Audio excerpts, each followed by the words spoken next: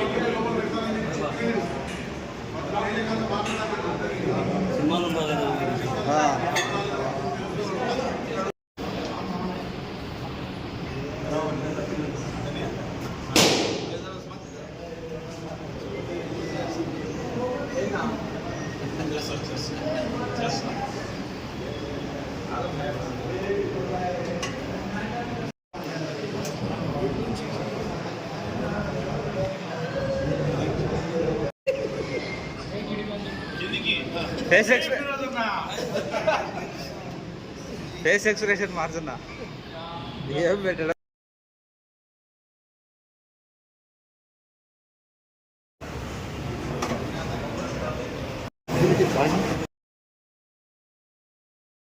మన ఇండియన్ నిజాల్లో 30 సంవత్సరాల నుంచి ముందు జరుగుతుంది. మళ్ళీ కొత్తగా ఎన్టీఆర్ కాంప్లెక్స్లో కూడా మన మొత్తం నంద్యాల యువకుల మొత్తం నంద్యాల ప్రజల కోసం ఆరోగ్యం కోసం ఈ కాలంలో చాలా మంచి మంచి ఆరోగ్యం ఉండాలి.